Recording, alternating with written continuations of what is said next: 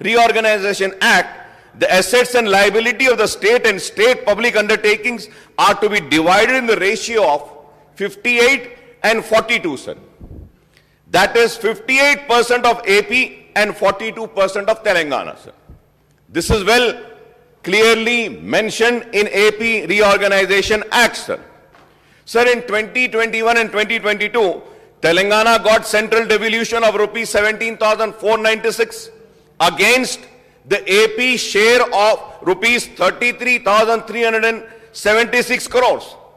Sir, in the year 22 and 23, sir, Telangana received rupees 19,668 crores against AP's figure of 38,177 crores. In the next financial year, that is 23 and 24, Telangana is to be provided rupees 21,471 crores as central devolution against AP share of rupees 41,338 crores. Sir. Sir, this means that the Telangana is getting only, sir, this is my observation, and I do all my research before saying anything, but at the same time, sir, through you I would request the government to correct me if I am wrong, sir. Sir, the figures which I have just read out, this means that Telangana is getting only 50% of what AP is receiving under central devolution. And it is not in the ratio of 40 to 58, sir. It is not in the ratio of 40 to 58% as stipulated under the AP Reorganization Act. Moreover, the AP is getting post-devolution revenues deficit grant from the central government. I would like to ask those people who are championing for Government of India and who are trying to divide the Telangana people by their provocative speeches and divisional politics. Instead of doing such politics, why don't you go and fight for this injustice which is being done to state of Telangana? This would be the real service if you fight and get back the funds which are the rightful funds of the state of Telangana, rather than dividing the people, rather than, mixing all venom in the minds and hearts and thoughts of the people. Sir, in other words, Telangana is getting only 1/3 share, sir. 1/3 share, and residuary AP is receiving 2/3 of the share of central devolution compared to what undivided AP was getting as its share. This is the typical example of the grave financial injustice done to Telangana by the central government, sir. Sir, I may recall that when the 14th and 15th Finance Commission chairman and members has visited the state in September 2014 and February 2019, the MIM has made a representation to them seeking higher devolution, tax, share, grants, demand revenues, deficit grants for Telangana state in view of its special and specific needs as a new state. We have given a representation, sir. However, both before the 14th and 15th Finance Commission, Telangana government has represented memorandum claiming that the state would be a revenue surplus. State would be a revenue surplus state, and it would not need any revenue deficit grant. If I am wrong, I may be corrected on this also, sir. On the other hand, residuary had sought revenue deficit grant from both the Finance Commission. Sir, going further ahead, sir, I would like the Finance Minister Saab to tell us during the last 9 financial years in formation of Telangana state, from 2014-15 to 22-23, how many times did the state ended the financial year with revenue surplus? How many years, sir? So far, 9 state budgets were presented, projecting revenue surplus, but each time the state ended up with revenue deficit instead of revenue surplus. This is my research, this is my findings, This is what my team has provided, and I have gone through all the details. Sir. Never, sir, the state has been revenue surplus. Sir. Each time the state ended up with revenue deficit instead of being revenue surplus. Sir, the 16th Finance Commission is being constituted by central government now to recommend on the devolution of central taxes and duties over a 5 years period. I would request the Finance Minister Saab to make an honest assessment on state revenues so that the state can seek grants to fill the revenue deficit. This is an important point, sir. Sir, we need to have an honest assessment, sir. This is why I am requesting this Finance Minister Saab, sir. We need an honest assessment of the state revenues so that the state can seek grants to fulfill the revenue deficit. Sir, despite the poor track record of central government in providing central tax devolution and grant in aid to Telangana, the state finance minister exudes optimism and projects ambitious figures about devolution of taxes and central grants in aid. The shortfall in actual devolution of central taxes and grant in aid compared to the budget estimate is the main cause of revenue deficit, sir. That is the main cause of revenue deficit of the state. It is also the main cause for the shortfall in actual expenditure of the state government compared to budget estimate year after year. If I am wrong, I may be corrected in this, sir. For assistance, the Finance Minister Saab has projected the central grants and aid to be rupees 41,259 crores in next financial year, that is 23-24. In the current year budget estimate, the central grants and aid was rupees 41,002 crores. But the revised estimate is rupees 30,250 crores. Honorable Speaker, sir, it is to be noted that in the financial year 21-22, the budget estimate central grants and aid was rupees 38,669 crores. The revised estimate was rupees 28,669 crores. But the actual state grant in aid received by the state was only 8,619 crore. That is only 22% of budget estimate. Only 22%, sir. Sir, this is how the shortfall occurs in the actual expenditure compared to the budget estimate and revised estimate of the state revenues and expenditure. And this is how the revenue surplus in the budget estimate and revised estimate actually turns out to be revenue deficit in the account. This is what it is. So, Honorable Speaker, sir, the Telangana government has also been making higher projections about the central grants for various central and centrally sponsored schemes.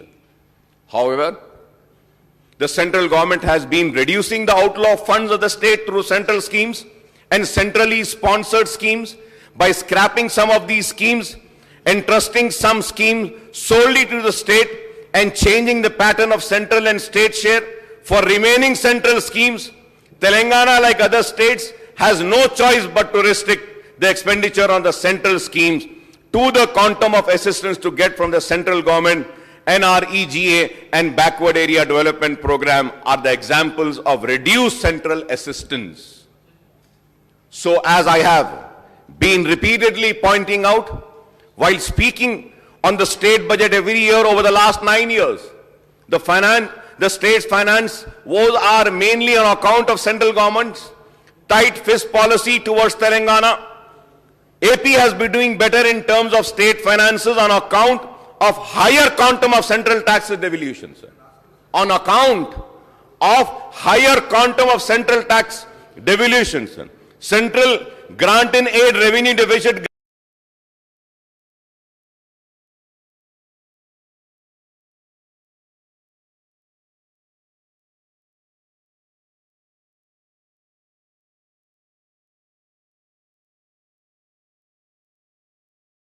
The state public debt has risen from 2.44 lakh crore in March 21 to rupees 2.38 lakh crore in March 22. By the end of current financial year, the public debt is set to increase to rupees 3.23 lakh crore, and this will rise to rupees 3.57 lakhs crore by March 2024. It is true that capital expenditure of Telangana state has gone up substantially, and to finance this spending, the state has to resort to borrowings, partly because of shortfall in central tax devolution and grant in aid. The per capita debt in current financial year will reach rupees 77,116. So every resident of Telangana's estimated population of 4.18 crore carries this debt burden, sir. So there are many other issues regarding the state finance which can be highlighted during the debate on the appropriation bill on Sunday, sir. Sir, I would like to congratulate the Finance Minister Saab for the spectacular economic growth the state had achieved despite economic recession. Corona pandemic and the hurdles created by the central government, I do not want to repeat the figures cited by the Finance Minister Saab on the annual GSDP growth rate and per capita income during the last 8 financial years for 2014 and 15 to 2021-22. It is a matter of pride that the state GSDP growth is higher than the national GDP growth, and the state per capita income is also higher than the national per capita income ever since the formation of Telangana state, sir. For this, I congratulate the government, sir. The state has witnessed enormous growth in agriculture sector, with the paddy production increasing threefold from 68 lakhs ton to 2 crore ton between 2014 and 15 and to 2021 and 22. This has been possible thanks to the expansion of state irrigated area on account of commissioning of Kaleshwaram and other irrigation projects, as well as implementation of schemes for farmers such as 24/7 free power, Raitu Bandhu, Raitu Bima, farm loan waiver, renovation of minor irrigation tanks, and procurement of agriculture produce by the state, sir. Telangana is the only state providing uninterrupted power supply to all sectors, as the power generation capacity in the state has been augmented from 7,778 megawatt in 2014 and 15 to 18,453 megawatt now. The per capita power consumption in Telangana at 2,126 units in 2021 was higher than the national average of 1,255 units. So there are many schemes and initiatives of the Telangana government, which includes Mission Bhagirath, Asra Pension, Kalyana Lakshmi, Shadi Mubarak, Arogya Lakshmi, Telangana Kuharita Haram, Residential School for Minorities and Backward Classes, Overseas Scholarship, Mana Oru, Mana Basti, Mana Badi, Dialysis Center, new super speciality hospitals, new medical colleges, KCR kit, Mission Bhagirath, Palle Pragati, Patana Pragati, SRDP, T-Hub, TSI Pass, etc. Moreover, several schemes are implemented for welfare of Dalit, Adivasis, minority, backward classes, communities, sir. So one of the key objects of Telangana state and the government is to create job opportunities for lakhs of youth in the state, including the educated, unemployed and other jobless youth, while new opportunities have emerged for the youth in rural and urban areas, thanks to the various schemes and initiatives by the government and the rapid growth of the private sector. Telangana youth look forward to the government and semi-government jobs, sir. Sir, before proceeding further ahead, sir, I would just like to bring across few points about minority welfare budget, sir. I will not go into the details of the minority budget, sir. I'll go into the details when I would be participating in the demands. Then I would go into the details, sir. Sir, I thank the Finance Minister for releasing the funds for various schemes under the minority budget, sir, minority welfare department, sir, and the minority budget releases have gone and touched rupees 1,724.69 crores, sir. Sir, I thank the Minister Saab, but at the same time, I request Honorable Finance Minister Saab to kindly release the fourth quarter budget from the government under scholarships and other schemes, sir.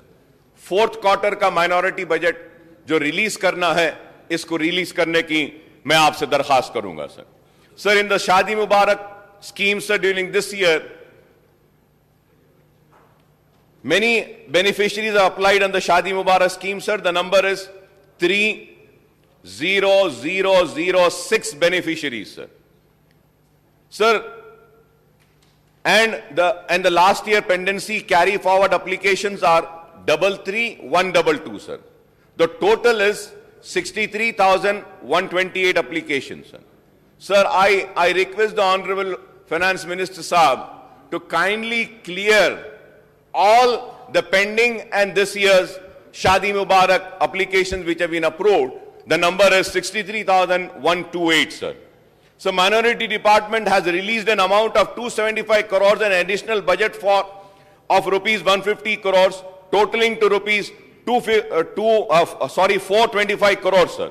So, during this financial year, 27,634 beneficiaries benefited as on today, and balance 35,494 are awaiting for funds, sir.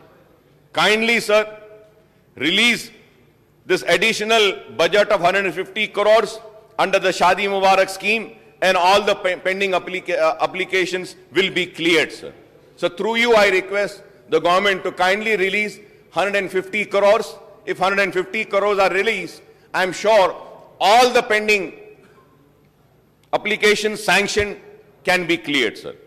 The scholarship maintenance of tuition fee MTF, sir.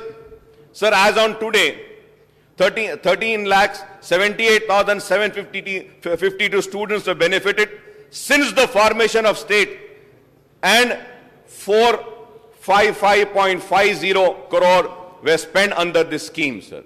455.50 crores have been spent. Sir, I thank the government for this, sir. So, allocation of budget of rupees 60 crores for this year.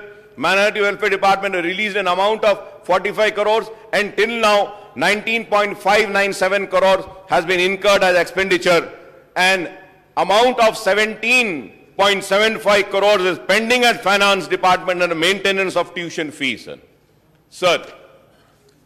Sir, at the same time, Honorable Speaker, sir, the Government of India में एक pre matric scholarship भी दी जाती थी सारे हिंदुस्तान में. Pre matric scholarship को खत्म कर दिया गया मौलाना आजाद के नाम से, प्री मैट्रिक स्कॉलरशिप. तो मैं स्टेट गवर्नमेंट से रिक्वेस्ट करूंगा कि आप इतना कर रहे हैं, गवर्नमेंट ऑफ इंडिया खत्म करती है, तो आप प्री मैट्रिक स्कॉलरशिप का भी आगाज अगर स्टेट में करेंगे तो इससे माइनॉरिटी स्टूडेंट्स को बहुत फायदा होगा. मैं आपके जरिए हुकूमत से दरखास्त करूंगा, रीएम्बर्समेंट ऑफ ट्यूशन फीस और आरटीएफ में N amount of rupees 67.68 crores is pending at Finance Department under reimbursement of tuition fee RTF. I request that this amount may also be released, sir.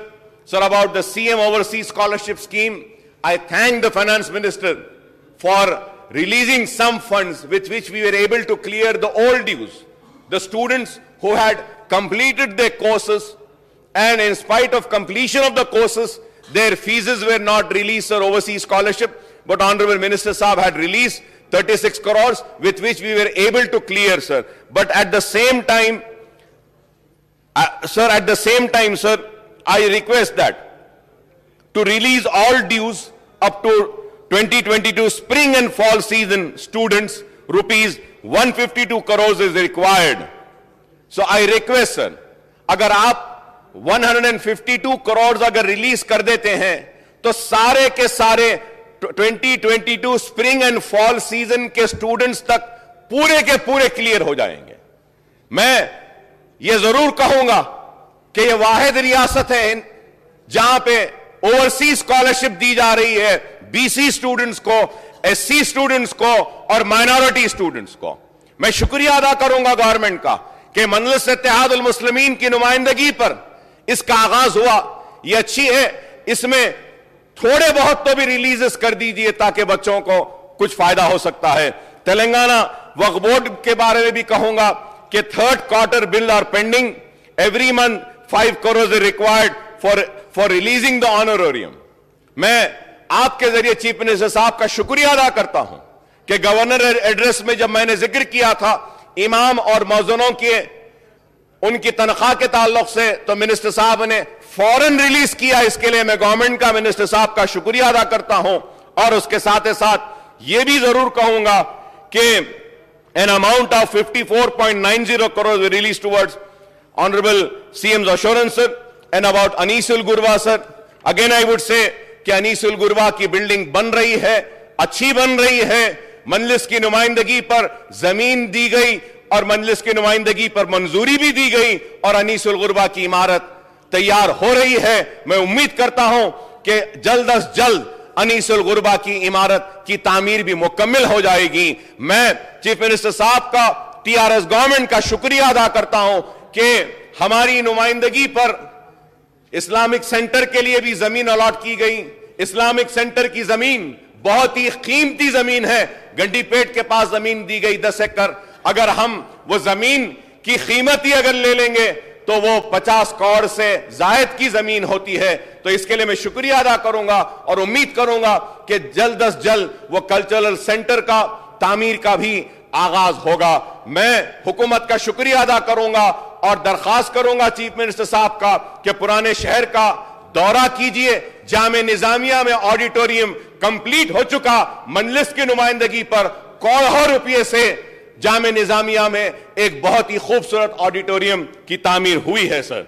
Sir, about the मक्का मस्जिद restoration sir, still the मक्का मस्जिद restoration work is pending. I request the government to kindly look into that and see that the work is taken up immediately sir. और ये शाही मस्जिद, यहां के जितने भी काम करने वाले हैं इनको रेगुलराइज करने के लिए मुसलसल हम नुमाइंदगी कर रहे हैं, लेकिन नहीं हुआ है। तो मैं उम्मीद करता हूं कि आप ये भी काम को देखेंगे। और क्रिश्चियन भवन के लिए भी एक वेकेंट लैंड 2 एकड़ जमीन दी गई है और इसके लिए भी मैं हुकूमत का क्रिश्चियन कम्युनिटी की जानिब से भी शुक्रिया अदा करता हूं सर। सर, ये bank link subsidy loan sir, this is a very important issue. As of now more than 2 lakhs applications have been received. So from last 5 years for this bankable schemes, the applications were neither called nor any loan was released sir. तो अब हुकूमत ने दरखास्तें बुलाई हैं जिसके लिए finance minister साहब ने फंड्स को रिलीज किया है। मैं फाइनेंस मिनिस्टर साहब से दरखास्त करूंगा कि जितनी दरखास्तें आई हैं इन दरखास्तों को अगर हम सबको क्लियर करते हैं तो उसके लिए तो बहुत ज्यादा अमाउंट होना पड़ेगा। कम से कम आप एक 200 करोड़ रुपया अगर देंगे तो at least we will be in a position to clear some more than 30,000 applications for this loaning scheme sir. ये गाड़ियां देते हैं, टैक्सी वो भी है वैसी रखी हुई है और स्किल ट्रेनिंग का प्रोग्राम है sir. Sir, earlier also sir I had made a request to the government to kindly have a collaboration between the Minority Finance Corporation, NAC and NIFT can have a collaboration, and a NAC, National Academy of Construction, they have skill developmental programs sir. One center is there in Old City, NAC का एक center है sir Chandrayaan Gutte में मेरे area में। Minority Finance Corporation can take over that center and run the classes and train the unemployed youth of Old City so that jobs can be given to them sir. तो मैं बार बार कह रहा हूं इसमें financial कोई नहीं है। माइनॉरिटी फाइनेंस कॉर्पोरेशन में हम ट्रेन करते हैं बच्चों को और स्टडी सर्कल्स के बारे में भी हमने रिक्वेस्ट किया था। And sir, going further ahead, I do not want to go much further sir. Lastly sir, I had requested and I had said about the irregularities happening in work board, sir. Sir, बोलने के बाद chief minister साहब ने वक्फ board के record room को बंद कर दिया था. सर, आज तक भी वो रिकॉर्ड रूम बंद है. जब भी जरूरत पड़ती है तो हैदराबाद कलेक्टर से एक आदमी आते हैं, खोलते हैं, कागज निकालते हैं. इसकी वजह से काफी तकलीफ हो रही है. Sir, all the documents are getting digitalized, लेकिन ये रिकॉर्ड रूम बंद रहने की वजह से वक्फ रिकॉर्ड को डिजिटलाइजेशन भी नहीं किया जा सक रहा है. मैं आपके जरिए हुकूमत से दरखास्त करूंगा कि आप वो रिकॉर्ड रूम को खुलवा दीजिए, उसकी पूरी ऑडिटिंग करवाइए, नंबरिंग करवाइए. खोलने के बाद कौन से पेपर्स थे. नहीं तो क्या बोलेंगे सर, वो लोग बंद था इसलिए पेपर्स गायब हो गए. तो मैं आपके जरिए हुकूमत से दरखास्त करूंगा कि आप उसके ऊपर भी देखें. और रहा सवाल पुराने शहर के डेवलपमेंट के ताल्लुक से, जीएचएमसी एरिया में हमारे कॉन्स्टिट्यूट के डेवलपमेंट के ताल्लुक से, sir, honourable speaker sir, I thank you very much, sir. Sir, on the assurance given by you, Honorable Minister for Municipal Administration, Mr. KT Ramarao Saab had called a meeting yesterday, sir. We had a elaborated discussion of 6 hours, sir, and I would like to come on record and go on record and say that it was a very fruitful meeting और कामयाब meeting हुई. पुराने शहर की आवाम से कहना चाहता हूं कि इतनी मंजूरियां मिली है और इतनी बातों को कबूल किया गया है कि इंशाअल्लाह आने वाले कल में नए शहर और पुराने शहर में कोई फर्क नहीं रहेगा. पुराना शहर भी आगे बढ़कर जाएगा. मैं केटी रामाराव साहब का, चीफ मिनिस्टर साहब का, केसीआर साहब का शुक्रिया अदा करता हूं कि 6 आवर्स मीटिंग हुई है. और फिर से मैं आपके जरिए हुकूमत से दरखास्त करूंगा कि हैदराबाद मेट्रो ट्रेन के बारे में जल्द अज जल्द शुरू करिए. तयख्खुन दिया गया कल की मीटिंग में. फिर से कहूंगा, कल की मीटिंग में हमने जिक्र किया, तस्करा किया, बहस भी की. बहुत बड़ा मसला है पुराने शहर का और वो है नोटराइज्ड डॉक्यूमेंट का. सर, ऑनरेबल चीफ मिनिस्टर साहब ने ऐलान किया हाउस में कि all the notarized document will be treated as registered document. Meetings are going on और बातचीत हो रही है, रास्ता निकाला जा रहा है. Sir, under the GO 58 and 59 बहुत से पेंडिंग हैं और कुछ पैसे ज्यादा हैं. तो मैं आपसे दरखास्त करूंगा कि फिर से 59 और 58 का रिव्यू कर उसको खत्म करें. और honourable speaker sir, through you sir, I would like to make a request once again sir. Sir, I come from old city sir. Old city में सर मुसलमान नहीं, ओल्ड सिटी में हिंदू भाई भी रहते हैं, क्रिश्चियन भाई भी है, सिख भी है, ईसाई सब रहते हैं. सर, हमारे हिंदू भाइयों का एक बड़ा मसला जो मुसलसल नुमाइंदगी कर रहे हैं वो लाल दरवाजे की मंदिर का इशू है. कई दिन से ऑनरेबल चीफ मिनिस्टर साहब ने 20 करोड़ रुपया मंजूरी दी थी. मैंने श्रीनिवास यादव साहब से भी बात की है इस ताल्लुक से. श्रीनिवास यादव साहब ने कहा कि बराबर बैठकर करेंगे. वहां के जो हेड पुजारी है वो सारे लोग मुझसे मिलकर फिर से बोले हैं अकबर साहब कि प्रॉमिस हुआ था, सैंक्शन हुआ है, मीटिंग्स हुए हैं, अभी काम होना बाकी है, प्लीज उसको स्पीड अप कर जल्दी करवा दीजिए. और कल्याण मंडपम के लिए भी जो मनादिर में मंडपम की मंजूरी दी गई थी, कल्याण मंडपम की, वो काम भी पेंडिंग है. जरा उसको भी अगर आप स्पीड अप कर देंगे तो हमारे हिंदू भाइयों में भी ये बात आएगी कि ये गवर्नमेंट और मजलिस इत्तेहाद अल मुस्लिमीन सबको साथ लेकर चलती है. और मैं ये कहना चाहता हूं पुराने शहर के मेरे हिंदू भाइयों से भी कि मजलिस इत्तेहाद अल मुस्लिमीन हर एक की नुमाइंदगी करती है. हमारा दिल और हमारे दरवाजे सबके लिए खुले हैं. जिस तरीके से मुसलमान हमसे आकर अपने मसाइल को पेश कर सकता है, हमारा हिंदू भाई भी आता है, पेश करता है. हम उनके लिए भी लड़ेंगे, उनके हक की लड़ाई भी लड़ेंगे और पुराने शहर को डेवलप करते हुए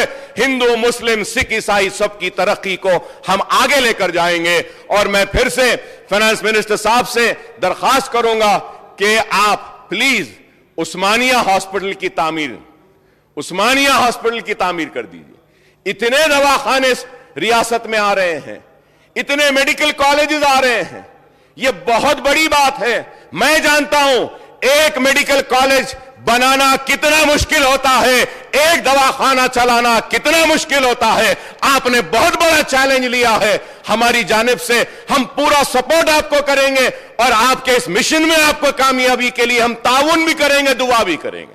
उस्मानिया हॉस्पिटल की तामीर को ले लीजिए और उसके साथ साथ चार मीनार का दवाखाना है, चार मीनार हॉस्पिटल का भी है, वो यूनानी एजुकेशन का, उस ताल्लुक से भी मैं आपसे दरखास्त करूंगा कि उस पर भी गौर करें।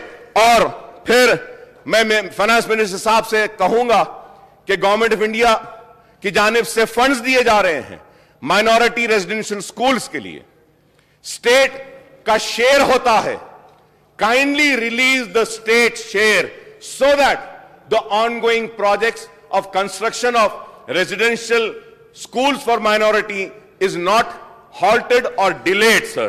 It is very important. और मैं हुकूमत का मुबारकबाद दूंगा कि हुकूमत ने बहुत ही कामयाबी के साथ रेजिडेंशियल स्कूल्स को चला रही है।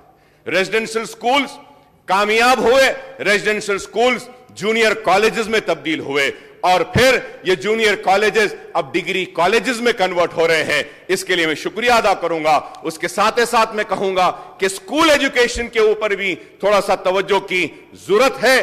टेक्निकल एजुकेशन और यूनिवर्सिटीज में कई वैकेंसीज हैं। मैं उम्मीद करता हूं कि हुकूमत इस पर भी जरूर गौर करेगी। और आखिर में सर मैं I must also point out that not all eligible jobless youth in the state have been provided with jobs in the private or government sector. There are lakhs of educated and other jobless youth who are eagerly waiting for the unemployment dole of rupees 3,016 per month promised by the TRS, now BRS at the time of 2018 assembly poll, sir. So, however, the finance minister Saab has disappointed the state youth, and I don't find any reference about this in the budgetary allocation for this scheme in the 23-24 budget speech, sir. सबको दे रहे हैं। इस ताल्लुक से भी हमदर्दाना गौर करने की मैं अपील करता हूं, क्योंकि बेरोजगार नौजवान बहुत हैं। और उसके साथ ही साथ sir, I would request the finance minister साहब to clarify when this scheme would be initiated and started, sir. और जितने भी मसाइल हमने उठाए हैं उस ताल्लुक से मैं उम्मीद करता हूं कि हुकूमत संजीदगी के साथ हमारे उठाए हुए मसाइल पर गौर करेगी। और स्पीकर साहब, आपने जो मुझे मौका दिया है इसका मैं शुक्रिया अदा करता हूं। बहुत बहुत शुक्रिया सर। గౌరవ సభ్యురాలు శ్రీమతి పద్మ దేవేందర్ రెడ్డి గారు. ధన్యవాదాలు అధ్యక్ష. మరి ఈరోజు బడ్జెట్పై ప్రసంగించేందుకు అవకాశం ఇచ్చిన మీకు గౌరవ ముఖ్యమంత్రి గారికి నేను ధన్యవాదాలు తెలియజేసుకుంటూ, ముందుగా 2014 కంటే ముందు తెలంగాణ రాష్ట్రం విధ్వంసం జరిగిన సందర్భంలో ఏ విధంగా ఉండే, 2014 తర్వాత గౌరవ కేసీఆర్ గారి పాలనలో కొత్త ప్రగతి పుంతలు తొక్కుతూ ప్రగతి పథంలో ఏ విధంగా ముందుకు నడుస్తుందో ఈ రాష్ట్రం గురించి నేను ఈ సభ ముందు ఉంచదలుచుకున్న అధ్యక్ష. 1945 సంవత్సరంలో రెండవ ప్రపంచ యుద్ధంలో అమెరికా జపాన్ దేశంపై అణుబాంబు ప్రయోగించినప్పుడు ఎంతటి విధ్వంసం జరిగిందో, బ్రిటిష్ పరాయి పాలన 200 సంవత్సరాలు మగ్గిపోయిన భారతదేశంలో ఎంతటి విధ్వంసం జరిగిందో, పరాయి పాలనలో 60 సంవత్సరాలు మగ్గిపోయిన తెలంగాణ రాష్ట్రంలో కూడా అంతే స్థాయిలో ప్రణాళికాబద్ధంగా విధ్వంసం జరిగింది అధ్యక్ష. మౌలిక వసతుల కల్పన నిర్లక్ష్యం కావచ్చు, తెలంగాణ సాంస్కృతిక విధ్వంసం కావచ్చు, సాగునీటి వ్యవస్థలో నిర్లక్ష్యం కావచ్చు, ఉద్యోగాల కల్పనలో పక్షపాతం కావచ్చు, అన్ని రంగాలలో అన్ని రకాలుగా విధ్వంసం జరిగింది అధ్యక్ష. గౌరవ కేసీఆర్ గారు తెలంగాణ రాష్ట్ర ఉద్యమం చేపట్టి 14 సంవత్సరాలు పోరాటం చేసి మరి ప్రజలందరినీ సమకూర్చుకొని తెలంగాణ రాష్ట్రాన్ని సాధించడం జరిగింది అధ్యక్ష. ఆ సాధన జరిగే కంటే ముందు తెలంగాణ పరిస్థితులు ఎట్లున్నాయో నేను మీకు చెప్పదలుచుకున్న అధ్యక్ష. నాడు ఒకప్పుడు కోటి రత్నాల వీణగా ఉన్న నా తెలంగాణ మరి ఈ విధ్వంసం జరిగిన సందర్భంలో ఏ విధంగా మారిందంటే, కరువు కాటకాల కాన వలసవాదుల టానా నాటి నా తెలంగాణ అధ్యక్ష. దగాపడిన జాన తేగతిగిన వీణ నాటి నా తెలంగాణ. ఆ విధంగా ఇబ్బందికరమైన పరిస్థితులను ఎదుర్కొన్న నా తెలంగాణ. అప్పటి పరిస్థితులు ఏ విధంగా ఉండే అంటే భూమిని నమ్ముకున్న రైతు కళ్ళలో నీటి సుడులు తప్ప ఎక్కడ పచ్చని మడులు లేకుండే అధ్యక్ష. అన్ని వర్గాల గుండెల్లో ఆవేదన తప్ప ఆలంబన లేకుండే అధ్యక్ష. ఎక్కడ చూసినా కరువు తప్ప ప్రభుత్వ ఆదరువు లేకుండే.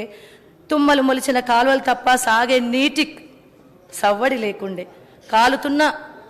కాలుతున్న కాష్టాలు వెలుగులు తప్ప కరెంటు జిలుగులు లేకుండే.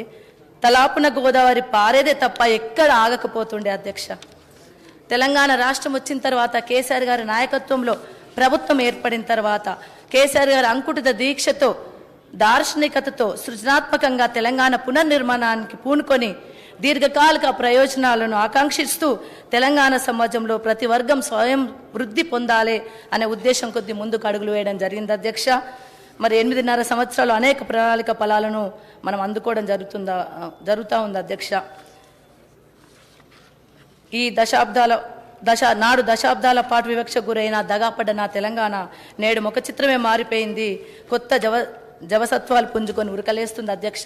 నేడు తెలంగాణ ఎట్లుందో మీకు వివరించదలుచుకున్నాను అధ్యక్ష. 1 కోటి ఎకరాల మాగాణం నా తెలంగాణ, దేశానికే ధాన్య భోషానం నా తెలంగాణ, రైతన్నకు రైతు బంధు ఆలంబన తెలంగాణ, బడుగు బలహీన వర్గాలకు ఆదరణ నా తెలంగాణ, కళ్యాణ లక్ష్ములకు కాళ్ళ పారాని నా తెలంగాణ, ఆడబిడ్డలకు అమ్మఒడి ఆభరణం నా తెలంగాణ, పసిపిల్లలకు బాలామృత వితరణ నా తెలంగాణ, సబ్బండ వర్గాలకు స్వాలంబన నా తెలంగాణ, పెద్ద మనుషులకు పెన్షన్లు నజరానా నా తెలంగాణ, రెప్పపాటు కరెంటు పోని కార్ఖాన నా తెలంగాణ, ప్రగతిశీల రాష్ట్రాలకు ఉదాహరణ నా తెలంగాణ, భారతావని యవనికపై ఉత్తమ ఆవిష్కరణ నా తెలంగాణ, అత్యుత్తమ ఆవిష్కరణ నా తెలంగాణ. మరి ఈ స్థాయి ఊరికే రాలేదు కదా అధ్యక్ష. తెలంగాణ ఇంత ప్రగతిని సాధించిందంటే దాని వెనుక గౌరవ కేసీఆర్ గారి అహర్నిశల కష్టం ఉంది అధ్యక్ష. ఎన్ని అడ్డంకులు వచ్చినా, ఎన్ని సవాళ్ళు ముందున్నా వాటన్నిటిని కూడా ఎదుర్కొని, ఒత్తిళ్లను ఎదుర్కొని ఒక ఆర్థిక క్రమశిక్షణతో అంకుటిత దీక్షతో ప్రజలకు మంచి పాలన అందించాలి, పేద ప్రజలను ఆదుకోవాలి, బడుగు బలహీన వర్గాల ప్రజలను ఆదుకోవాలనే ఉద్దేశం కొద్దో ఏ విధంగా పనిచేసిందంటే కొమ్మ రెమ్మలేరి పక్షి గూడు అల్లుకున్నట్లు, ఇటుక పేర్చి ఇల్లు కట్టినట్టు, పూస గుచ్చి హారం పేర్చినట్లు, అక్షరం ఏరి స్వరము కూర్చినట్లు తెలంగాణ పునర్నిర్మాణం చేపట్టిన కేసీఆర్ దేవర్షి అయ్యారు అధ్యక్ష. మహత్వ నిర్ణయాలు తీసుకున్న కేసీఆర్ మహర్షి అయ్యాడు. రాజకీయ పరిణతి కనబర్చి కేసీఆర్ రాజర్షి అయ్యాడు అధ్యక్ష. ఇది గౌరవ కేసీఆర్ గారు 8.5 సంవత్సరాల్లో పరిపాలన అందించి ప్రజల మన్ననలు పొంది మరి ఈరోజు తెలంగాణ రాష్ట్రాన్ని ఆదర్శవంతమైన రాష్ట్రంగా తీర్చిదిద్దిన ఘనత మన గౌరవ కేసీఆర్ గారి అధ్యక్ష. ఒకప్పుడు ఆర్థిక స్థితి ఇబ్బందికరమైన పరిస్థితిలో ఈ రాష్ట్ర ఆర్థిక పరిస్థితి 2014 కంటే ముందు ఉండే అధ్యక్ష. తెలంగాణ ఏర్పడే నాటికి రాష్ట్ర ఆర్థిక పరిస్థితి దయనీయమైన పరిస్థితిలో ఉండే. అప్పటి రాష్ట్ర జిఎస్టిపి వార్షిక వృద్ధి రేటు 12% మాత్రమే. ఇది జాతీయ వృద్ధి రేటు అయిన 13.4% కంటే తక్కువ. కేసీఆర్ గారి ఆర్థిక క్రమశిక్షణతో పటిష్టమైన కార్యాచరణను చేపట్టి మరి ఈ జిఎస్డిపిని క్రమేణా పెంచుతూ రావడం జరిగింది అధ్యక్ష. 2019-20 వరకు రాష్ట్ర వార్షిక జిఎస్డిపి వృద్ధి రేటు క్రమంగా 13.2% పెరిగింది అధ్యక్ష. ఇదే సమయంలో దేశ జీడిపి వృద్ధి రేటు 10.2% తగ్గింది. కరోనా సంక్షోభం వల్ల ఇలాంటి పరిస్థితులు ఎదుర్కొన్న సందర్భంలో ప్రపంచ ఆర్థిక వ్యవస్థ అతలాకుతలమైన సందర్భంలో కూడా తెలంగాణ మాత్రం ఆర్థిక మాంద్యమాన్ని దాటుకొని, కరోనా లాంటి కష్టాలను దాటుకొని జిఎస్టిపి వృద్ధి రేటును సాధించిందంటే ఇది గౌరవ కేసీఆర్ గారు మరి క్రమశిక్షణతో పాటించిన ఆర్థిక స్థితిగతులే అధ్యక్ష. ఇంకొకటి ఏంటంటే రాష్ట్రం సాధించిన అభివృద్ధికి మరో కొలమానం తలసరి ఆదాయం అధ్యక్ష. 2013-14 సంవత్సరంలో 1,12,162 రూపాయలు ఉంటే 2022-23 నాటికి 3,17,115 రూపాయలు ఉండవచ్చనే అంచనాకు వచ్చినామంటే ఎంత తలసరి ఆదాయాన్ని పెంచుకుందో తెలంగాణ రాష్ట్రం ఒకసారి ఆలోచించాలి అధ్యక్ష. ఇది జాతీయ సగటైన 1,70,620 రూపాయల కంటే 86% ఎక్కువ ఉంది అధ్యక్ష. జాతీయ తలసరి ఆదాయం కన్నా తెలంగాణ తలసరి ఆదాయం 1,46,490 రూపాయలు ఎక్కువగా ఉంది అధ్యక్ష. ఇది రాష్ట్రం సాధించిన అపూర్వమైన ప్రగతికి నిదర్శనం అధ్యక్ష.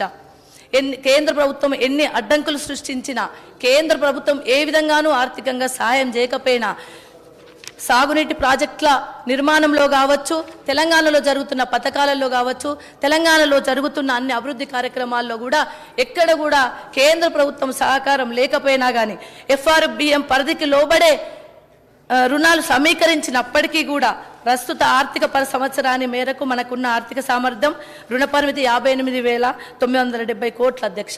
కానీ ఆ రుణ పరిమితిని తగ్గిస్తూ 15,033 కోట్లను కోత పెట్టింది అధ్యక్ష.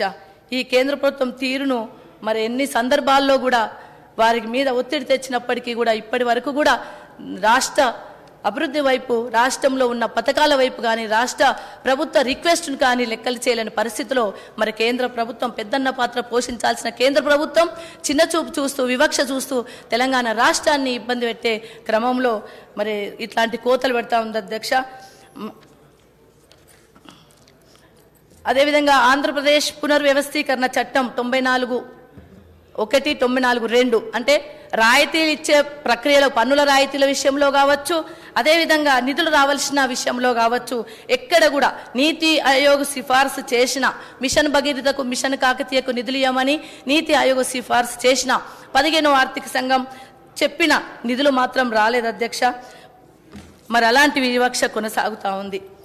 తెలంగాణ పునర్నిర్మాణం అంత కేంద్ర ప్రభుత్వం ఇబ్బంది పెట్టినా, కేంద్ర ప్రభుత్వం నిధులు ఇవ్వకపోయినా రాష్ట్ర స్థితిగతులను మెరుగుపరుచుకుంటూ కరోనా లాంటి కష్టకాలాన్ని ఎదుర్కొని ఆర్థిక మాందాన్ని దాటుకొని గౌరవ KCR గారు మరి 8.5 సంవత్సరాలుగా పరిపాలన కొనసాగిస్తూనే ఈ స్థితిని, తెలంగాణలో జరుగుతున్న అభివృద్ధి కార్యక్రమాలను దేశ లెవెల్లో కూడా స్థాపించాల్సిన అవసరం ఉందా అనే ఉద్దేశం కొద్దీ ఏదైతే రాష్ట్ర పునర్నిర్మాణాన్ని చేపట్టిండ్రో అదే విధానంతో దేశ పునర్నిర్మాణాన్ని కూడా మరి బీజం వేయడం జరిగింది అధ్యక్ష. దీర్ఘకాలిక భవిష్యత్ ప్రణాళికల ఫలాలు తక్కువ సమయంలో అందవు అధ్యక్ష. వాటి ఫలాలను తప్పకుండా కొన్ని సంవత్సరాల్లోనే శాశ్వతంగా అవి అందే పరిస్థితి కొనసాగుతూ ఉంది. మనము ఒక విషయాన్ని గమనించాల్సిన అవసరం ఉంది. తెలంగాణ రాష్ట్ర సాధనలో 2001లో గౌరవ KCR గారు మొదలుపెట్టినప్పుడు ఏ విధంగా తెలంగాణ రాష్ట్రాన్ని సాధించాలి, సాధించిన తెలంగాణలో ఏ విధంగా అభివృద్ధి పథంలో నడిపించాలనే అప్పుడే ఒక ఆలోచనతోని ఒక శ్రీకారం చుట్టడం జరిగింది అధ్యక్ష. ఒక బీజం వేయడం జరిగింది. అది ఎలా ఉందంటే, మనం వెదురు గింజ నాటి రోజు నీళ్లు పోస్తుంటే ఒక రోజుకో, ఒక వారానికో, ఒక నెలకో మొలకెత్తది అధ్యక్ష. ఒక సంవత్సరానికి కూడా మొలకెత్తది అధ్యక్ష. 3 సంవత్సరాల తర్వాత మొలక వస్తుంది. మరి ఈ 3 సంవత్సరాలు ఆ గింజ, ఆ మొలక, ఆ విత్తనం ఏం చేస్తుందంటే అది భూమి పైన ఎంత ఎత్తుకు ఎదగాలనుకుంటుందో, ఎంత ఎత్తుకు సత్తా చాటుకునే విధంగా ముందుకెళ్లాలనుకుంటుందో అంత లోతుకు తన వేళ్లను విస్తరింపజేస్తుంది. అది దాని గొప్పతనం. మరి KCR గారి ప్రణాళిక వెనుక, KCR గారి అంకుటిత దీక్ష కూడా ఆ బీజం నాటి నుండి కూడా వేళ్లతో పాతుగా భూమిలో పాతుకుపోయి ప్రజల మన్ననలు పొంది పైకి ఎత్తుకు ఎదిగే విధంగా కూడా విస్తరించిపోయి ఉన్నది. కాబట్టి ఎవరు ఎన్ని అడ్డంకులు సృష్టించినా, కేంద్ర ప్రభుత్వం ఏ విధంగా ఇబ్బంది పెట్టినా వాటన్నిటిని, ఆ సవాళ్ళన్నింటినీ ఎదుర్కొని నిలువుటద్దం లెక్క, అభివృద్ధికి నిలువుటద్దం లెక్క నిలబడే KCR గారు మనకున్నంత వరకు వాళ్ళు ఎవ్వరు కూడా ఏం చేయలేరని చెప్పేసి ఈ ఒక్క విషయం దీని ద్వారా చెప్పొచ్చు అధ్యక్ష.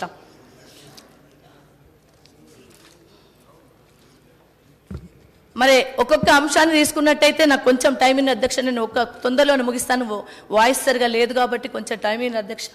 ఈ వలసవాదుల పాలనలో సంక్షోభంలో కూరుకుపోయిన వ్యవసాయాన్ని మన గౌరవ KCR గారు వచ్చిన తర్వాత ఒక పండుగ వాతావరణంలో జరుపుకుంటున్నారు అధ్యక్ష.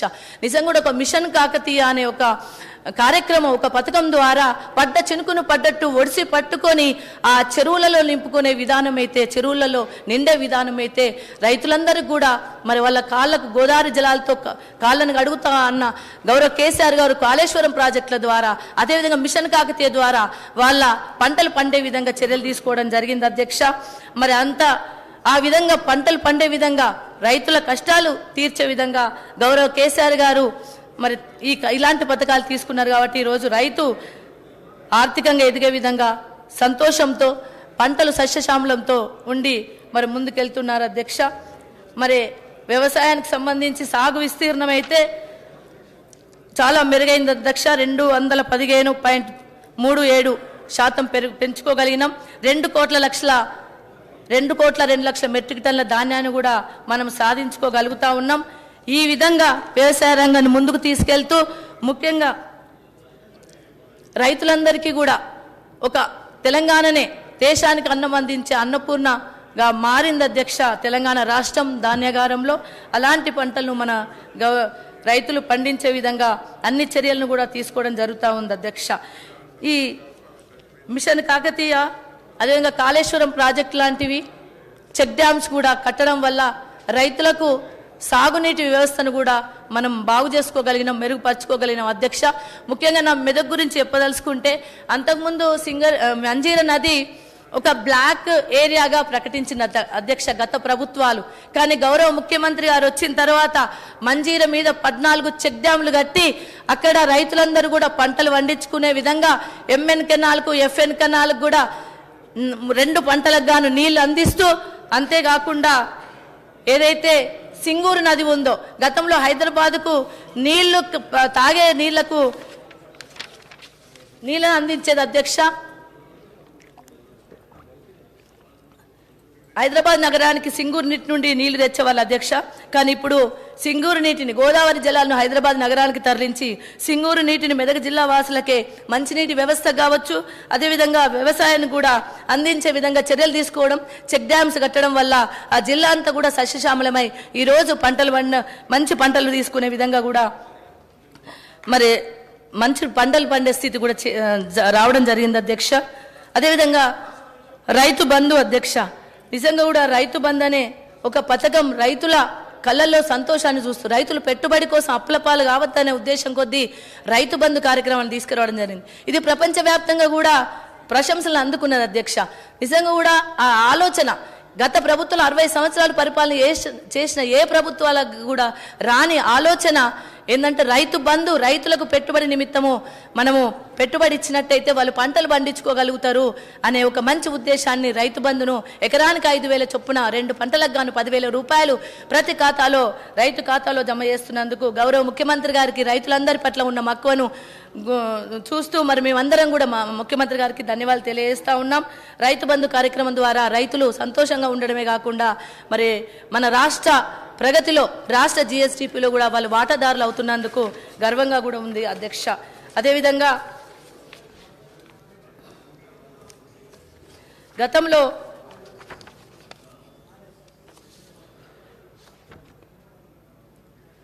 మిషన్ భగీరథ అధ్యక్ష, మిషన్ భగీరథ మా ఆడబిడ్డలు గతంలో 60 సంవత్సరాల పాలనలో గూడాలు కానీ ఆదివాసులు కానీ బిందె మీద బిందె పెట్టుకొని నీళ్లు మోసుకోవడం, ఆమడ దూరం నుండి సైకిళ్లతో నీళ్లు తెచ్చుకోవడం, బోరింగ్లు కొట్టి కొట్టి కడుపుల పేగులు బయటపడతా అనే విధంగా చేతులు నొప్పులేసి ఆడబిడ్డలందరూ ఇబ్బందికరమైన పరిస్థితులను ఎదుర్కొన్న అధ్యక్ష.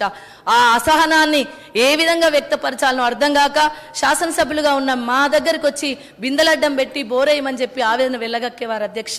మరి అలాంటి స్థితిగతులను చూసి గౌరవ కేసీఆర్ గారు కనీస అవసరం మౌలిక వసతి మంచినీళ్ళని అందించకపోతే మరి ఈ రాష్ట్ర ప్రగతి సాధించలేమనే ఉద్దేశం కొద్దీ ఆ ఆడబిడ్డలందరి గౌరవాన్ని, ఆత్మ గౌరవాన్ని కాపాడే విధంగా ఇంటింటికి మంచి నీళ్ళు ఇస్తా అని చెప్పి, ఒకవేళ ఇయ్యకపోతే ఎలక్షన్లో ఓటు అడగనని చెప్పేసి గౌరవ కేసీఆర్ గారు ఆ సవాల్ను ఎదుర్కొని ఇంటింటికి మంచినీళ్ళ పథకాన్ని ఇచ్చిన ఘనత గౌరవ కేసీఆర్ గారిది అధ్యక్ష. ఇదే నేను ఒక్కటే కోరుకుంటాను ముఖ్యమంత్రి గారికి, దేశ లెవెల్లో కూడా మా ఆడబిడ్డల ఆత్మగౌరవం కాపాడాలంటే ప్రతి ఇంటికి నీళ్లు రావాల్సిన అవసరం, మంచినీళ్ళు రావాల్సిన అవసరం ఉంది. కేంద్ర ప్రభుత్వం కాపీ కొట్టింది అధ్యక్ష, కానీ నిధులు మాత్రం లేవు. హర్ ఘర్ కో జల్, ఘర్ ఘర్ కో జల్ అని చెప్పి పథకం పెట్టింది అధ్యక్ష. కానీ ఇప్పటి వరకు దానికి ఆలు లేదు, చూలు లేదు అధ్యక్ష, పేరు మాత్రం పెట్టుకున్నది. ఇలాంటి కేంద్ర ప్రభుత్వము ఆడబిడ్డల ఆత్మగౌరవాన్ని కాపాడుతుందంటే ఆశ్రయాస్పదం అధ్యక్ష. అందుకే మిషన్ భగీరథ లాంటి కార్యక్రమాన్ని దేశ లెవెల్లో కూడా వ్యాప్తి చేయాలంటే గౌరవ కేసీఆర్ గారి వల్లనే అవుతుంది. కాబట్టే మరి బీఆర్ఎస్ గా గౌరవ ముఖ్యమంత్రి గారు తీసుకున్న నిర్ణయాన్ని మా ఆడబిడ్డలను తెలంగాణ రాష్ట్రంలో హర్షిస్తూ ముందుకు సాగనున్నాం అధ్యక్ష. అదేవిధంగా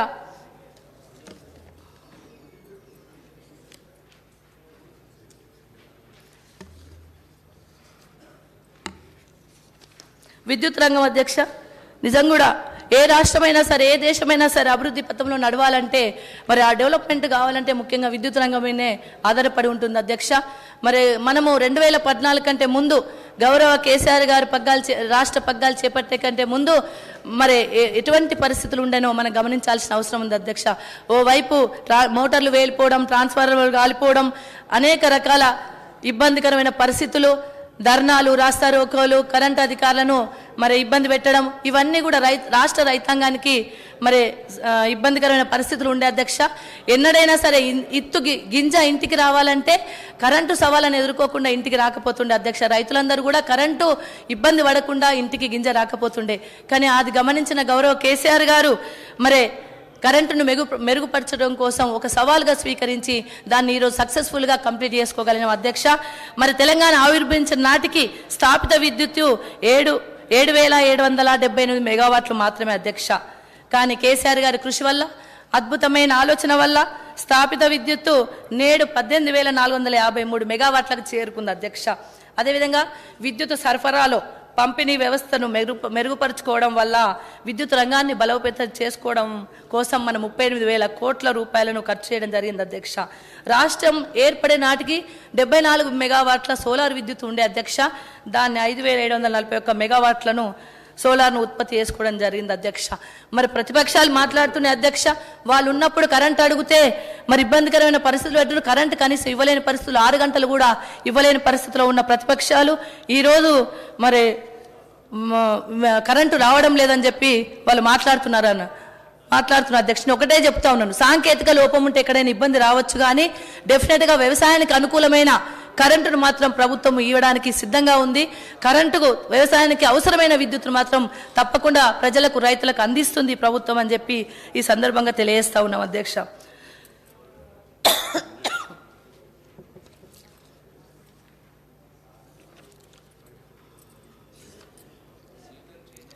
అదేవిధంగా దళిత బంధు అధ్యక్ష, మరి అనగానే దళిత జాతి సమగ్ర అభ్యుదయం కోసం తెలంగాణ ప్రభుత్వం శ్రద్ధ వహించి ప్రవేశపెట్టిన విప్లవాత్మకమైన పథకమే ఈ దళిత బంధు అధ్యక్ష. ప్రతి దళిత కుటుంబానికి ఆర్థిక స్వావలంబన కల్పించాలి, వారిని కూడా మరి ఆదుకోవాలనే ఉద్దేశం కొద్ది 10 లక్షల రూపాయలను వారికి నేరుగా వాళ్ళు చేసుకునే వ్యాపారానికి కావచ్చు, వారు ఏ విధానానికైతే మరి స్వావలంబన కోరుకుంటారో వాటి కోసం ఖర్చు చేయడం కోసం ఈ సంపదను పెట్టుబడిగా పెట్టడం కోసం వారికి స్వావలంబన చేకూరుస్తూ ఉంది అధ్యక్ష ఈ ప్రభుత్వం. నేను గౌరవ ముఖ్యమంత్రి గారికి ధన్యవాదాలు తెలియజేస్తా ఉన్నాను. దీంట్లో 17,700 కోట్లను దళిత బంధుకు ప్రతిపాదించినందుకు గౌరవ మంత్రి గారికి కూడా అభినందనలు తెలియజేస్తా ఉన్నాను. అదేవిధంగా దళితులకు మరి ఓవర్సీస్ స్కాలర్షిప్లు కూడా 20 లక్షల రూపాయలు అందించడం, మరి 953 మందికి కూడా లబ్ధి జరిగింది అధ్యక్ష. వారి తరఫున కూడా మీకు ప్రభుత్వానికి ధన్యవాదాలు తెలియజేస్తా ఉన్నాను అధ్యక్ష. అదేవిధంగా గిరిజన సంక్షేమ అధ్యక్ష, గౌరవ ముఖ్యమంత్రి గారికి ధన్యవాదాలు అధ్యక్ష గిరిజనుల తరఫున. ఎందుకంటే ప్రభుత్వము ఏర్పడినప్పుడు ఏదైతే ఆంధ్ర తెలంగాణ కలిసి ఉన్న సందర్భంలో గిరిజనుల సంఖ్య తక్కువ ఉండేనో, తెలంగాణ ఏర్పడిన తర్వాత గిరిజనులు ఒక్క దగ్గరికి రావడం వల్ల సంఖ్య పెరిగిన సందర్భంలో వారికి ఆ రేషియో పరంగా వారికి రిజర్వేషన్ కల్పిస్తా అని చెప్పిన మాట నిలబెట్టుకున్న ఘనత గౌరవ కేసీఆర్ గారి అధ్యక్ష. వారు మరి ఈ జనాభా ప్రాతిపదికన విద్య ఉద్యోగ విషయంలో వారికి 10% రిజర్వేషన్ కల్పించడం అనేది చాలా మంచి చర్యగా మేము భావిస్తూ, అదేవిధంగా తాండాలను గ్రామ పంచాయతీలుగా మార్చడం, నా తాండా నా పాలన అనే విధంగా వారికి హక్కు ఇవ్వడం, అదేవిధంగా రోడ్లు వేయడం, రోడ్ల కోసం నిధులు మంజూరు చేయడం, రెసిడెన్షియల్ స్కూలు 183 రెసిడెన్షియల్ స్కూళ్ళ ఏర్పాటు కావచ్చు, ఆదివాసీ బంజారా భవన్స్ కావచ్చు, అదేవిధంగా కొమరం భీం, అదేవిధంగా సేవాలాల్ మహారాజుల జయంతి ఉత్సవాలను జరుపుకోవడం కావచ్చు,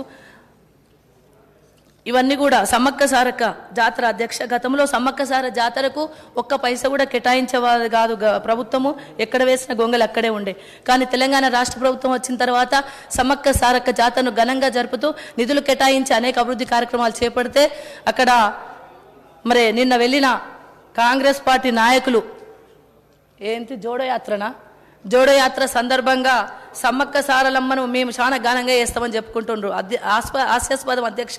గతంలో వారు ఉన్నప్పటికీ కూడా ఎన్నడూ కూడా ఒక అమ్మవారి జాతరనో, ఒక పండుగనో, ఒక సంస్కృతినో, ఒక సాంప్రదాయాన్ని గౌరవించని వాళ్ళు, బతుకమ్మ పండుగను అధికారికంగా జరపని వాళ్ళు, రంజాన్ను కానీ మరి అదేవిధంగా క్రిస్మస్ను కానీ అధికారికంగా జరపని వాళ్ళు సమ్మక్క సారక్క జాతర కావచ్చు, ఏడుపాయల జాతర కావచ్చు, ఏ జాతరనైనా కానీ జాతరలాగా చూడకుండా, బోనాలను బోనాల పండుగగా చూడకుండా తెలంగాణ సాంస్కృతిక సాంప్రదాయాన్ని సంస్కృతిని మరి విధ్వంసం చేసే కార్యక్రమంలో వాళ్ళు భాగం పంచుకొని ఈరోజు కొత్త మాటలు మాట్లాడుతూ మరి ప్రభుత్వాన్ని విమర్శించే వరకు వస్తూ ఉన్నారు. కాబట్టి వారు గతంలో వాళ్ళే ఉన్నారు కాబట్టి వాళ్ళు తెలుసుకోవాల్సిన అవసరం ఉంది. అలాంటి పాలకుల వల్లనే తెలంగాణ నష్టానికి లోనైంది గతంలో అని చెప్పేసి గుర్తు చేస్తూ, అదేవిధంగా మరి మిషన్ కాకతీయ ద్వారా గౌరవ కేసీఆర్ గారు మంచి పథకాన్ని తీసుకొచ్చి చెరువులు నింపే ప్రక్రియకు మొదలుపెట్టడం వల్ల చేపల పెంపకం కూడా పెరిగింది అధ్యక్ష. ఒకప్పుడు మత్స్య సంపద అంటే వేరే రాష్ట్రాలను చూపెట్టుకునే వాళ్ళం, అప్పుడు మనం దిగుబడి చేసుకునే వాళ్ళం. కానీ ఈరోజు బ్లూ రెవల్యూషన్ ద్వారా మన సంపదను పెంచుకొని మనం ఎగుమతి చేసే స్థాయికి రావడం జరిగింది అధ్యక్ష. మరి మత్స్య సంపద పెరిగింది. దాదాపు 2021-22లో 3.9 లక్షల టన్నుల మత్స్య సంపదను మనం సాధించుకోగలిగిన అధ్యక్ష. మరి ఇది దాదాపు 5,860 కోట్లకు సమానం అధ్యక్ష. అంత సంపదను మత్స్యకారులకు మనము అందించగలిగినాం. ఇది తెలంగాణ ప్రభుత్వం సృష్టించిన బ్లూ రెవల్యూషన్ అధ్యక్ష. కళ్యాణ లక్ష్మి షాదీ ముబారక్ అధ్యక్ష. ఇది ఎంత మంచి పథకం అంటే, ఆడబిడ్డ పెళ్లి చేయాలంటే అక్కడ బాధ ఉంటుంది, ఇబ్బంది ఉంటుంది. కాబట్టి ఒక గౌరవ ముఖ్యమంత్రి గారు ఒక మేనమామ లెక్క ఆడబిడ్డ పెళ్లి కోసం సాయం చేస్తూ ఉన్నారు. నిజంగా మేనమామలకు కూడా వాళ్ళ కష్టాలు వాళ్ళకే ఉన్నాయి, కానీ వాళ్ళు సాయం చేస్తున్నారో లేదో కానీ గౌరవ ముఖ్యమంత్రి గారు మాత్రం ఒక మేనమామ లెక్క ఈ పెళ్లి అమ్మాయి కోసం 1,116,000 సాయం చేస్తున్న అధ్యక్ష. ఇది భారతదేశంలో ఏ రాష్ట్రంలో కూడా లేనటువంటి పథకం అధ్యక్ష. 12,469 ఆడపిల్లలకు పెళ్లి ఖర్చుల కింద మనము 10,416 కోట్లు ఇప్పటికీ ఖర్చు పెట్టినాం అధ్యక్ష. అంటే 12,469 మంది ఆడబిడ్డలకు ఈ రాష్ట్ర ప్రభుత్వం గౌరవ కేసీఆర్ గారి వల్ల వాళ్ళ కళ్యాణంలో ఖర్చుల నిమిత్తం ₹1,00,000 అందినాయి అధ్యక్ష. మరి ఇంకొక మంచి విషయం ఏంటంటే 18 సంవత్సరాలు నిన్న అమ్మాయికే పెళ్లి చేస్తున్నారు కాబట్టి బాల్య వివాహాలు కూడా అసలు జరగడం లేదు అధ్యక్ష. ఒక మంచి సామాజిక బాధ్యతను కూడా ప్రభుత్వం తీసుకున్నట్టు అయింది అధ్యక్ష. అదేవిధంగా మా అక్క చెల్లెలు మహిళా మనులకు అధ్యక్ష, తెలంగాణ రాష్ట్ర ప్రభుత్వం ఆసరా పెన్షన్ల రూపంలో కావచ్చు, అదేవిధంగా కళ్యాణ లక్ష్మి లాంటి పథకాల ద్వారా కావచ్చు, షాదీ ముబారక్ లాంటి పథకాల ద్వారా కావచ్చు, మరి ఆడబిడ్డల ఆత్మగౌరవాన్ని కాపాడుతూ మిషన్ భగీరథ లాంటి మంచినీళ్ళ పథకం ద్వారా కావచ్చు, ఆరోగ్య లక్ష్మి పథకం ద్వారా మా ఆడబిడ్డలను ఆదుకుంటుంది అధ్యక్ష. మానవ సంపద అన్నిటికంటే చాలా విలువైనది. మానవ సంపదను మనం కాపాడుకోవాలంటే, ఆరోగ్యవంతమైన మానవ సంపదను కాపాడుకోవాలంటే బిడ్డ పుట్టక ముందే వారి యొక్క భవిష్యత్తును, వారి యొక్క ఆరోగ్యాన్ని దృష్టిలో పెట్టుకొని మరి తీసుకొచ్చిన పథకమే ఆరోగ్య లక్ష్మి పథకం అధ్యక్ష. ఆ పథకానికి మరి నీతి ఆయోగ్ కూడా ప్రశంసలు అందించడం జరిగింది అధ్యక్ష. 100% అంగన్వాడీ కేంద్రాలలో ఈ ఆరోగ్య లక్ష్మి పథకం ద్వారా ఆడబిడ్డలు ఎవరైతే ఉన్నారో, ప్రెగ్నెంట్ లేడీస్ కావచ్చు, బాలింతలు కావచ్చు, వారికి పౌష్టికాహారాన్ని అందించడం, అదేవిధంగా పిల్లలకు కూడా బాలామృతాన్ని అందించడం, అంతేకాకుండా ఏదైతే కేసీఆర్ కిట్ ఉందో దాని ద్వారా మరి ఆడబిడ్డలు మంచి ఆహారాన్ని తీసుకోవాలనే ఉద్దేశం కొద్ది ఆడపిల్ల ఉడితే 12,000, ఆడపిల్ల ఉడితే 13,000, అబ్బాయి ఉడితే 12,000 రూపాయలను కూడా కేసీఆర్ కిట్ ద్వారా వాళ్ళకు ఆట వస్తువులతో పాటుగా అలా అమ్మాయికి పుట్టిన పాపకు తల్లికి అందించే విధంగా వస్తువులను ఏర్పాటు చేసి, ముఖ్యంగా గవర్నమెంట్ ఆసుపత్రులలో ఈ ప్రసూతులు పెరిగే విధంగా కూడా చర్యలు తీసుకోవడం జరిగింది అధ్యక్ష. నేను గౌరవ మంత్రి గారిని అభినందనలు తెలియజేస్తాను. మా మెదక్లో ఎంసీహెచ్ హాస్పిటల్ కొత్తగా నిర్మించబడింది అధ్యక్ష. నిజంగా కూడా గతంలో 2014 కంటే ముందు ఆ ఎంసీహెచ్ హాస్పిటల్లో కేవలం 100-110 ప్రసూతులు మాత్రమే జరిగేది అధ్యక్ష. కానీ తెలంగాణ రాష్ట్రం ఏర్పడిన తర్వాత మొన్న నిర్మించుకున్న కొత్త హాస్పిటల్లో ఒక్క నెలలోనే 405 ప్రసూతులను నమోదు చేసుకోవడం జరిగింది అధ్యక్ష. ఒక్క రోజులో డాక్టర్లను కూడా అభినందిస్తా ఉన్నాను. ఒక్క రోజులో 24 గంటల్లో 25 ప్రసూతులు మెదక్ హాస్పిటల్లో జరిగినాయంటే మరి ఇది ఆరోగ్యపరంగా తెలంగాణ రాష్ట్ర ప్రభుత్వం తీసుకుంటున్న మంచి చర్యలకు నిదర్శనమని చెప్పుకోవచ్చు అధ్యక్ష. అదేవిధంగా అంగన్వాడీ టీచర్లకు కావచ్చు, ఆశా వర్కర్లకు కూడా వాళ్ళ రెమ్యునరేషన్ కూడా పెంచడం జరిగింది అధ్యక్ష. ముఖ్యంగా ఆడవాళ్ళ భద్రత, మహిళల భద్రతే ధ్యేయంగా పనిచేస్తున్న గౌరవ ప్రభుత్వం, గౌరవ కేసీఆర్ గారు షీ టీమ్స్ను కూడా ఏర్పాటు చేసి ఎక్కడ ఈ టీజింగ్ జరగకుండా చర్యలు కూడా తీసుకోవడం జరుగుతూ ఉంది అధ్యక్ష. అదేవిధంగా మైనార్టీ సంక్షేమం 2014 కంటే ముందు 2014 నుండి తెలంగాణ రాష్ట్ర ప్రభుత్వం వచ్చిన తర్వాత 2014 నుండి 2023 వరకు 8,581 కోట్లను మైనార్టీ వెల్ఫేర్ కోసం కేటాయించడం జరిగింది అధ్యక్ష. మరి 2021-22 ఆర్థిక సంవత్సరంలో 1286 కోట్లు ఖర్చు కూడా చేయడం జరిగింది అధ్యక్ష. రాష్ట్రంలో 203 మైనారిటీ గురుకుల పాఠశాలను ఏర్పాటు చేయడం కాకుండా వాటిని అప్గ్రేడ్ కూడా చేసుకోవడం జరిగింది అధ్యక్ష. ఈసారి మైనారిటీ సంక్షేమం కోసం 2200 రూపాయలు కేటాయించడం అభినందనీయం అధ్యక్ష. అదేవిధంగా హరితహారం అధ్యక్ష, పర్యావరణ పరిరక్షణ ధ్యేయంగా భావించే మన ముఖ్యమంత్రి గారు తెలంగాణకు హరితహారం కార్యక్రమాన్ని తీసుకోవడం జరిగింది.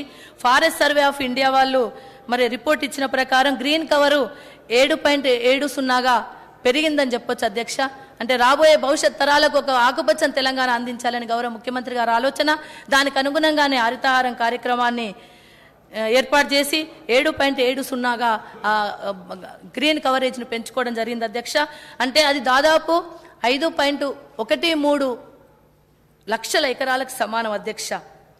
అందుకనే ఇందు లేదు అందు గలదని సందేహం వలదు, ప్రగతి ఎందెందు వెతికి చూసిన అందందే గలదు అధ్యక్ష ఈ తెలంగాణ రాష్ట్రంలో కేసీఆర్ గారి ఆలోచన వల్ల. అదేవిధంగా విద్యారంగం అధ్యక్ష, విద్యావంతులతో నిండిన సమాజం అభివృద్ధి పథంలో నడిపించడానికి మరి అభివృద్ధి పథంలో నడిపించగలుగుతుంది సమాజాన్ని. విద్యా వికాసాన్ని సాధించిన సమాజాలు ముందంజలో ఉంటాయని చెప్పడంలో అతిశయోక్తి లేదు. మరి మన గౌరవ ముఖ్యమంత్రి గారు వచ్చిన తర్వాత గతంలో 293 అరకొర వసతులతో 131,000 విద్యార్థులు మాత్రమే చదువుకునే వాళ్ళు గురుకుల పాఠశాలలో.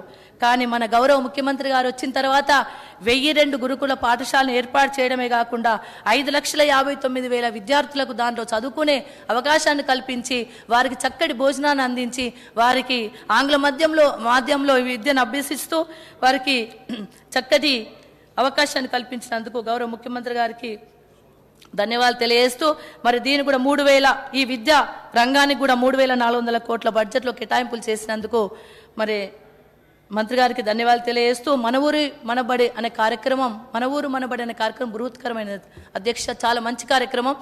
గవర్నమెంట్ పాఠశాలను కూడా ప్రైవేటు పాఠశాలకు ధీటుగా తీర్చిదిద్దే విధంగా అన్ని వసతులను కల్పిస్తూ మన ఊరు మనబడి కార్యక్రమానికో మరి నిధులు కేటాయించడం జరిగింది. పనులు కూడా వేగవంతంగా జరుగుతూ ఉన్నాయి. మొన్ననే ఫిబ్రవరి 2 రోజు మరి మేమందరం కూడా వెళ్ళి మన ఊరు మనబడిలో పాఠశాలను కూడా కంప్లీట్ చేసుకున్న పాఠశాలను కూడా ఇనాగ్రేషన్ చేసుకోవడం జరిగింది అధ్యక్ష. తొందరలోనే వాటన్నిటి కూడా బాలికలకు మరి వసతి కల్పించే విధంగా తయారు కాబోతూ ఉన్నాయి. అదేవిధంగా హెల్త్ పరంగా చూసుకున్నట్టయితే మరి మాతృ మరణాలను కూడా తగ్గించగలిగినాం, శిశు మరణాలను కూడా తగ్గించగలిగినాం. అదేవిధంగా కంటి వెలుగు అనే ప్రోగ్రాం అధ్యక్ష, అద్భుతమైన ప్రోగ్రాం అధ్యక్ష. కంటి వెలుగు అనేది ప్రతి గ్రామంలో నేత్ర శిబిరాలను ఏర్పాటు చేసి పెద్ద మనుషులకు అంటే దాదాపు 18 సంవత్సరాల ఏబో నుండి పెద్ద మనుషుల వరకు కూడా ఈ కార్యక్రమాన్ని కొనసాగిస్తూ ఉన్నారు. మరి గతంలో ఈ కార్యక్రమాన్ని ఫస్ట్ విడత చేపట్టినప్పటికీ కూడా మరి ఇప్పుడు ఇంకా కూడా అందరూ కూడా ఈ కార్యక్రమంలో పాల్గొంటూ ఉన్నారు. ఈరోజు అసెంబ్లీలో కూడా మరి మీ చేతుల మీదుగా ఆ కార్యక్రమాన్ని ప్రారంభించుకోవడం జరిగింది అధ్యక్ష.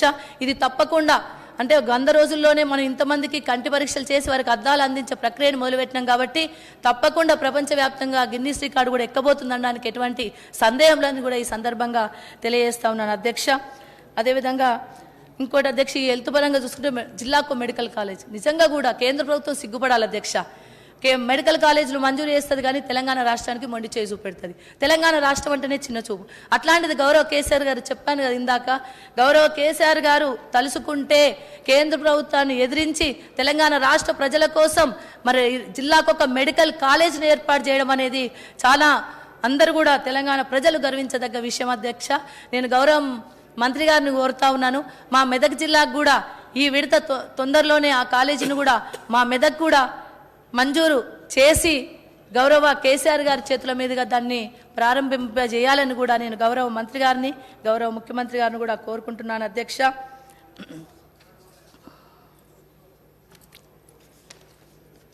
పల్లె ప్రగతి పట్టణ ప్రగతి అధ్యక్ష, నిజంగా కూడా పల్లెల్లో గతంలో పల్లెలంటేనే గ్రామంలో నివసించడం అంటేనే ఇబ్బందికరమైన పరిస్థితులు ఉండి పట్టణంలో నివసించే వాళ్ళు గ్రామాలకు రాకపోదురు అధ్యక్ష.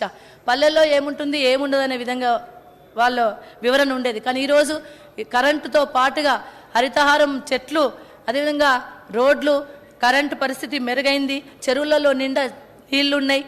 మరి వాటిలో చిన్నప్పుడు ఈతలు కొట్టే చిన్నపిల్లల ఆటలు గుర్తొస్తూ ఉన్నాయి అధ్యక్ష, చెరువులను చూస్తూ ఉంటే. అదేవిధంగా పల్లె ప్రగతి ద్వారా నిధులను కేటాయించిన గౌరవ ముఖ్యమంత్రి గారు ఆ పల్లెలను బాగు చేసే క్రమంలో అక్కడ చెత్తను సేకరించడమే కాకుండా డంప్యార్లు నిర్మించడం, అదేవిధంగా శ్మశాన వాటికలు నిర్మించడం, పల్లె ప్రకృతి వనాలను ఒక పార్కులను కూడా ఏర్పాటు చేసుకోవడం, పల్లెలను చూస్తూనే ఆహ్లాదకరమైన వాతావరణం కనిపిస్తూ ఉంది అధ్యక్ష. ఇది పల్లె ప్రగతి దేశంలోనే మరి పేరెన్నికగన్న పల్లె ప్రగతి అధ్యక్ష. దీని ద్వారా మరి మనకు ఎన్నో అవార్డులు వచ్చినప్పటికీ కూడా ఇచ్చింది కేంద్ర ప్రభుత్వమే. అవార్డుల కోసం తెలంగాణ పల్లెల్ని ఎన్నుకున్నది కేంద్ర ప్రభుత్వమే. కానీ ప్రశంసించడానికి మాత్రం ముందుకు రాదు, నిధులు కేటాయించడంలో కూడా ముందుండదు. కేవలం అవార్డుల వరకే పరిమితమైంది కేంద్ర ప్రభుత్వం అధ్యక్ష. అదేవిధంగా ఐటీ రంగం అధ్యక్ష, ఐటీ రంగాన్ని మరి ద్వితీయ శ్రేణి నగరాలకు కూడా వ్యాప్తి చేసేందుకు తెలంగాణ రాష్ట్ర ప్రభుత్వం మరి కంకణం కట్టుకుంది అధ్యక్ష. అదేవిధంగా ఆధునిక పరిజ్ఞానం అందుకోవడం కోసం విద్యార్థులకు ప్రత్యేకమైన శిక్షణ ఇచ్చి వారిని ఉద్యోగాలకు సిద్ధం చేసేందుకే రాష్ట్ర ప్రభుత్వం Telangana academy of skills of knowledge అనే కేంద్రాన్ని కూడా ఏర్పాటు చేయడం జరిగింది. వరల్డ్ ఎకనామిక్ ఫోరం సదస్సులో 21,000 కోట్ల పెట్టుబడులను తెలంగాణకు రావడం గర్వించదగ్గ విషయం అధ్యక్ష. టీ హబ్ను, వి హబ్ను, టీ వర్క్స్ అని రీచ్ సంస్థ ద్వారా మరి ఇవి సేవలను అందించడం జరుగుతూ ఉంది అధ్యక్ష. అదేవిధంగా ఈ మధ్యనే టీ హబ్ 2.0గా కూడా కేసీఆర్ చేతుల మీదుగా ఇనాగ్రేషన్ చేసుకోవడం ఆనందదాయకం అధ్యక్ష. మరి గౌరవ ఐటీ శాఖ మంత్రులను పెట్టుబడులు తీసుకొచ్చినందుకు వారిని మనస్ఫూర్తిగా ధన్యవాదాలు తెలియజేస్తూ మరి ఉద్యోగ నియామకాల అధ్యక్ష, నిజంగా కూడా గౌరవ కేసీఆర్ గారు ఏదైతే తెలంగాణ ట్యాగ్ లైన్ ఉందో నీళ్లు నిధులు నియామకాల విషయంలో కూడా గతంలోనే 1,43 ఉద్యోగాలకు మరి ఉద్యోగాలు ఇచ్చి తదనంతరం 2022లో మొన్న జరిగిన ఉద్యోగ విషయంలో కూడా 80,000 పోస్టులకు రిక్రూట్ చేస్తామని చెప్పడం ఆనందదాయకం అధ్యక్ష. వాటి కోసం కూడా అడుగులు ముందుకు వేస్తూ ఉన్నారు. ముఖ్యంగా ఉద్యోగ నియామకంలో లోకల్ క్యాడర్ కోసం కృషి చేయడం జరిగింది. అంతకుముందు రాష్ట్రపతి ఉత్తర్వులు ఆర్టికల్ 371D ప్రకారము మరి 60-40-70-30 అలాంటి రేషియో మెయింటైన్ అవుతుండే అధ్యక్ష. కానీ దాన్ని మార్చి గౌరవ కేసీఆర్ గారు కొత్త రాష్ట్రపతి ఉత్తర్వులు సాధించడం జరిగింది.